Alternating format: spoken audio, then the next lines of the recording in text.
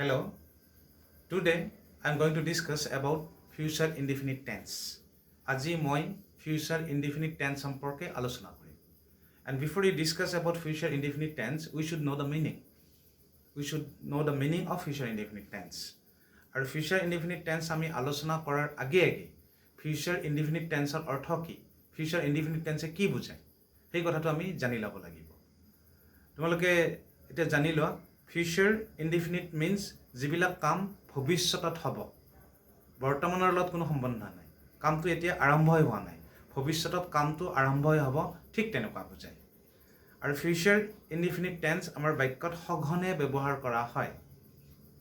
আমি যদি ইংৰাজী ক'ব লগা হয়, whenever we speak English, future indefinite tense is usually used. যেতিয়া আমি ইংৰাজী কওঁ, তেতিয়া future indefinite tense ব্যৱহাৰ কৰা হয়। আৰু যেতিয়া তোমালোকে ইংৰাজী লিখা নাই বা লিখিব লগা হয়, future indefinite tense সঘনে লিখিব লগা হয়। আৰু আমি এনেও মানুহবিলাকে সদায় কৰিম খাম তেনেকুৱা। সেইকাৰণে future indefinite tenseটো আমাৰ ডে টু ডে লাইফত বেছিকৈ ব্যৱহাৰ কৰা হয়। আৰু future indefinite tenseৰ বাক্যৰ গঠনটো যথেষ্ট পৰিমাণে সহজ, বিশেষ টান নহয়। আৰু ইয়াত আৰু এটা সহজ বস্তু আছে, এতিয়া ভাৰ্বৰ যিটো ফৰ্মটো প্ৰেজেণ্ট ফৰ্মত লিখিলে হয়। আৰু ভাৰ্বৰ প্ৰেজেণ্ট ফৰ্ম প্ৰায়বিলাক ল'ৰা ছোৱালীয়ে জানে। খেলি মেলি লাগে পাষ্ট টেন্স নাইবা পাষ্ট পাৰ্টিচিপল কৰোঁতে। গতিকে আমাক অক্সিলাৰী ভাৰ্ব লাগিব দুটা, চেল আৰু উইল। তাৰে পিছত আমাক ভাৰ্বটো প্ৰেজেণ্ট ফৰ্মত লিখিলে হয়। এতিয়া অহা বৰ্ডত চালে গোটেইখিনি কথা গম পাবা। So today's topic is future indefinite tense. Future indefinite tense আলোচনা কৰাৰ আগে future indefinite tenseৰ বাক্যৰ গঠন কি সেই বস্তুটো আমি জানি লোৱা ভাল। future indefinite tenseৰ যদি বাক্য এটা লিখিব লগা হয়, প্ৰথম লাগিব আমাক সাবজেক্ট। সাবজেক্টৰ পিছত আমাক লাগিব অক্সিলাৰী ভাৰ্ব, চেল নাইবা উইল। তাৰ পিছত আমাক লাগিব ভাৰ্ব, আৰু ভাৰ্বটো কিহত লাগিব? প্ৰেজেণ্ট ফৰ্মত, ভাৰ্ব ইন প্ৰেজেণ্ট ফৰ্ম। সেই কথাটো মই অলপ আগতে কৈছোঁ। For example eat, ate, eaten, ইটটোহে ব্যৱহাৰ হ'ব চেল নাইবা উইলৰ পিছত। ইয়াতে মই কেইটামান এক্সাম্পল লিখিছোঁ, উদাহৰণ লিখিছোঁ। সেই এক্সাম্পল কেইটা চোৱা, তেতিয়া বুজি পাবা ধুনীয়াকৈ।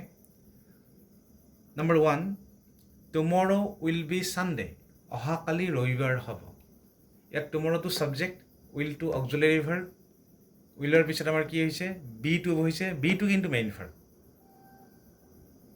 বিক আমি পাষ্ট টেন্সো কৰিব পাৰোঁ, পাষ্ট পাৰ্টিচিপলো কৰিব পাৰোঁ, যেনে বি ৱাজ বিন, বিটো মেইন ভাৰ্ব। তাৰে পিছত আমি ছানডেটো লিখিছোঁ। পিছত আৰু অবজেক্টটো হ'ব পাৰে, কমপ্লিমেণ্ট হ'ব পাৰে, বিভিন্ন ধৰণৰ শব্দ পিছত ব্যৱহাৰ হ'ব পাৰে। এতিয়া দ্বিতীয় বাক্যটো হ'ল চোৱা, he will go' to Jorhat on 14th May, তেওঁ যোৰহাটলৈ 14 মে'ত যাব। এইটো আমাৰ ফিউচাৰ ইনডিফিনিট টেন্সৰ বাক্য। আমি কেনেকৈ গম পালোঁ ফিউচাৰ ইনডিফিনিট বুলি? এইটো কি আছে? উইল আছে, উইলৰ পিছত গ', এই গ'ৰ ভাৰ্বটো প্ৰেজেণ্ট ফৰ্মত আছে। গতিকে এইখিনি মেইন গঠন, টু যোৰহাট অন 14 May। গতিকে 14 তাৰিখে যোৰহাটলৈ যাব, মে'ৰ 14 তাৰিখলৈ যাব, এতিয়ালৈকে যোৱা নাই। 3 নম্বৰ উদাহৰণটো হ'ল আই চেল ডু দ্য ৱৰ্ক, মই কামটো কৰিম। গতিকে ইয়াতো আমাৰ কি অক্সিলাৰী, ইয়াত চেল লিখিছোঁ, চেলৰ পিছত ডুটো প্ৰেজেণ্ট ফৰ্মত আছে, ডি ৱৰ্কটো আমাৰ অবজেক্ট। গতিকে ফিউচাৰ ইনডিফিনিট টেন্সৰ বাক্যৰ গঠনবিলাক এনেকুৱা।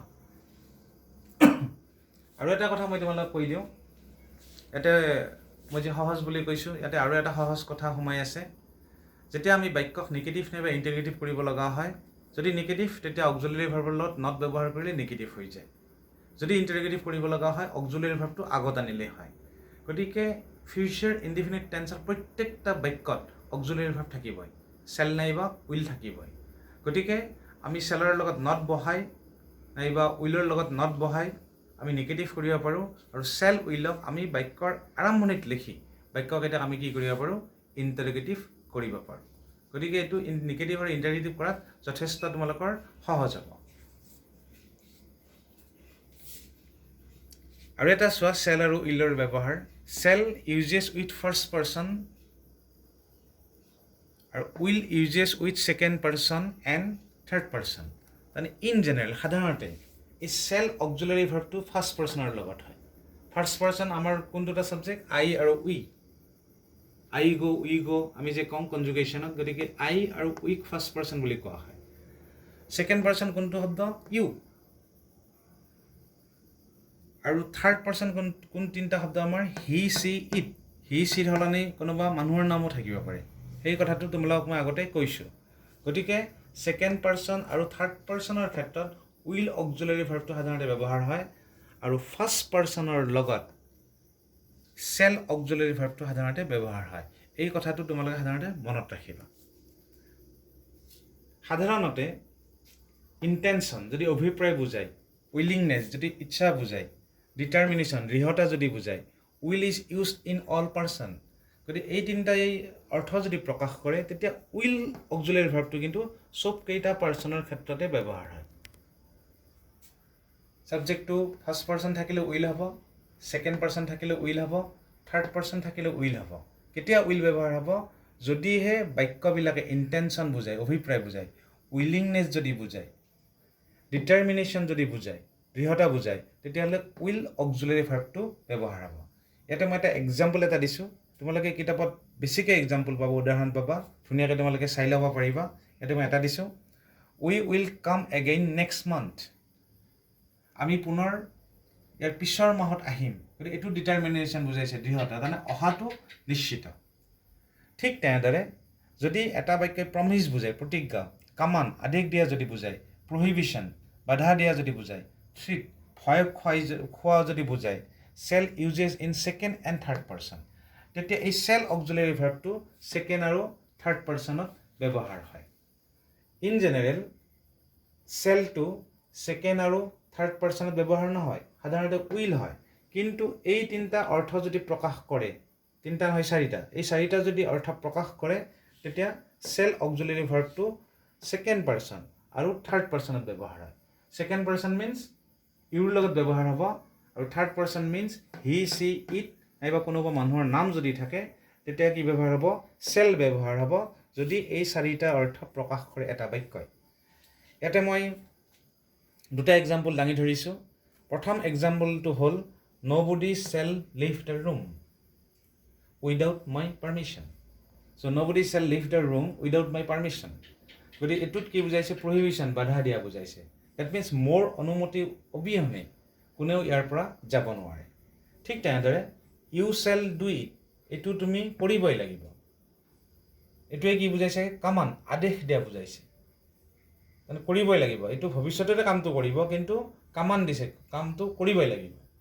গতিকে এই বাক্যটোৱে কামান দিয়া বুজাইছে আৰু কামান দিয়া যিহেতু বুজায় আদেশ দিয়া যিহেতু বুজায় নিয়ম মতে ইউৰ লগত আমি উইল ব্যৱহাৰ কৰিব লাগিছিল ইয়াত তোমালোকে চালে গম পাবা ছেকেণ্ড পাৰ্চনত ইউ আছে ইউ থাকিলে কি হয় উইল হয় কিন্তু আমি ইয়াতে কি লিখিছোঁ ইউৰ লগত চেল লিখিছোঁ চেল লিখাৰ কাৰণটো হ'ল এই বাক্যটোৱে কামান দিয়া বুজাইছে আদেশ দিয়া বুজাইছে সেইকাৰণে এইটো সলনি হৈ যায় গতিকে চেল আৰু উইলৰ যিটো ব্যৱহাৰ সেইটো তোমালোকে খুব ভালদৰে তোমালোকে মনোযোগ দিবা ভালদৰে তোমালোকে বুজি ল'বা কিতাপতো ধুনীয়াকৈ দিয়া আছে সেই কথাখিনি তোমালোকে গম পাবা তাৰোপৰি মই আৰু এটা কথা কওঁ ফিউচাৰ ইনডিফিনিট টেন্স বাক্যত ইণ্ডিপেণ্ডেণ্টলি ব্যৱহাৰ হ'ব পাৰে সাধাৰণতে পাষ্ট পাৰফেক্ট টেন্স যেতিয়া আমি আলোচনা কৰিছিলোঁ নাইবা পাষ্ট পাৰফেক্ট কণ্টিনিউৱাছ টেন্সৰ কথা আমি কৈছিলোঁ নাইবা আলোচনা কৰিছিলোঁ তেতিয়া মই কৈছিলোঁ যে পাষ্ট পাৰফেক্ট কণ্টিনিউৱাছ টেন্স বাক্যত ইণ্ডিপেণ্ডেণ্টলি ব্যৱহাৰ কৰিব নোৱাৰোঁ we can use independently past perfect continuous tense and past perfect in our sentences আমাৰ বাক্যবিলাকত স্বাধীনভাৱে নাইবা অকলশৰীয়াকৈ পাষ্ট পাৰফেক্ট টেন্স আৰু পাষ্ট পাৰফেক্ট কণ্টিনিউৱাছ টেন্স আমি লিখিব নোৱাৰোঁ পাষ্ট পাৰফেক্ট টেন্স যদি লিখিব লগা হয় চিম্পল পাষ্ট টেন্সৰ সহায় ল'ব লগা হয় পাষ্ট পাৰফেক্ট কণ্টিনিউৱাছ টেন্স যদি লিখিব লগা হয় তেতিয়াও চিম্পল পাষ্টৰ সহায় ল'ব লগা হয় ডেট মিনছ এটা পাৰ্ট বাক্যটোৰ এটা পাৰ্ট চিম্পল পাষ্ট টেন্সত আমি লিখিব লগা হয় কিন্তু ফিউচাৰ ইনডিফিনিট টেন্সৰ ক্ষেত্ৰত বাক্য এটা আমি ইণ্ডিপেণ্ডেণ্টলি লিখিব পাৰোঁ যে ফৰ এক্সাম্পল আই চেল গ' টু গুৱাহাটী টুমৰ ইয়াতৰ বেলেগ টেন্স নাই অকল ফিউচাৰ ইনডিফিনিট টেন্সটোৱে আছে ঠিক তেনেদৰে আমি চিম্পল পাষ্টতো তেনেকুৱাকৈ ইণ্ডিপেণ্ডেণ্টলি বাক্য লিখিছিলোঁ নাইবা লিখিব পাৰোঁ চিম্পল প্ৰেজেণ্ট টেন্সতো আমি তেনেকৈ ইণ্ডিপেণ্ডেণ্টলি বাক্য লিখিব পাৰোঁ নাইবা প্ৰেজেণ্ট কণ্টিনিউৱাছতো আমি স্বাধীনভাৱে বাক্য এটা লিখিব পাৰোঁ বেলেগ টেন্সৰ সহায় নোলোৱাকৈ কেতিয়াবা আমি ল'ব লগা হয় সেইটো বেলেগ কথা কিন্তু ইন জেনেৰেল আমি পাৰোঁ ইয়াতো আমি পাৰোঁ তথাপিও ফিউচাৰ ইনডিফিনিট টেন্সৰ লগত এতিয়া মই দিছোঁ future indefinite tense uses independently and with present indefinite tense. গতিকে future indefinite tense স্বাধীনভাৱে ব্যৱহাৰ হয়, ইণ্ডিপেণ্ডেণ্টলিও ব্যৱহাৰ হয় আৰু simple present tenseৰ লগত ব্যৱহাৰ হয়। আৰু এই বস্তুটো কাৰেক্ট টেন্সত হায়াৰ ছেকেণ্ডাৰীটো আহে কাৰেক্ট টেন্স, ক্লাছ 10তো আহে, মেট্ৰিকতো আহে কাৰেক্ট টেন্স। গতিকে ইয়াৰে বাক্য মানে আহি থাকে সঘনাই। এনেকুৱা বাক্য বোধহয় তোমালোকে পাইছা। মই এটা এক্সাম্পল উদাহৰণ এটা দিছোঁ। If it rains I shall not go' to market. If it rains it rains এইটো আমাৰ কি simple present tense. I shall not go' to market future indefinite tense. Ultimately future indefinite টেন্সৰ লগত কি হৈছে চিম্পল প্ৰেজেণ্ট টেন্স হৈছে। নাইবা আমি ফিউচাৰ ইনডিফিনিট টেন্সটো আগলৈও আনিব পাৰোঁ। I shall not go' to market if it rains. মই বজাৰলৈ নাযাওঁ যদিহে বৰষুণ দিয়ে, মানে কণ্ডিশ্যন এটা তাত আছে। গতিকে আমি ফিউচাৰ ইনডিফিনিট টেন্সৰ লগত চিম্পল প্ৰেজেণ্ট টেন্স লিখিব পাৰোঁ। আৰু এই বাক্যটো যেতিয়া পৰীক্ষাত তোমালোকক কাৰেক্ট টেন্স কৰিব দিয়ে, সাধাৰণতে এনেকুৱাকৈ দিয়ে ইফ ইট ৰেইন, ৰেইনটো ব্ৰেকেটৰ ভিতৰত থাকে, I shall not go' to market. গতিকে ৰেইনটোৰ লগত কি যোগ হ'ব? এছ যোগ হ'ব যদি আমি চিম্পল প্ৰেজেণ্ট টেন্সত লিখিব লগা হয়। গতিকে এছ যোগ হোৱাৰ কাৰণটো কি? ইফ ইট ৰেইনছ, ইটটো আমাৰ থাৰ্ড পাৰ্চন ছিংগুলাৰ নাম্বাৰ।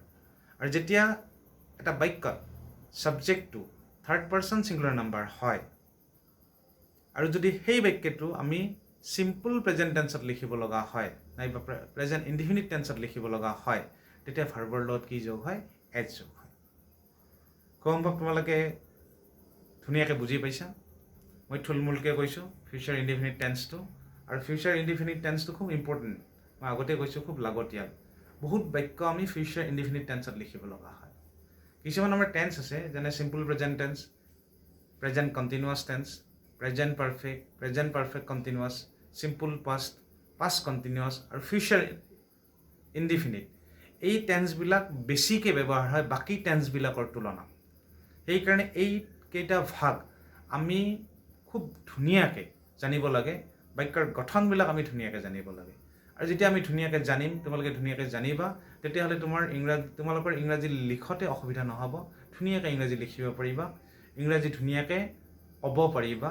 আৰু বেলেগেও যদি ইংৰাজীত কথা পাতে নাইবা ইংৰাজীত কথা পাতিব বিচাৰে, তোমালোকে ধুনীয়াকৈ বুজি পাবা, যাৰ ফলত তোমালোকে ৰেছপন্স কৰিব পাৰিবা। গতিকে আৰু বেছি দীঘলীয়া নকৰোঁ।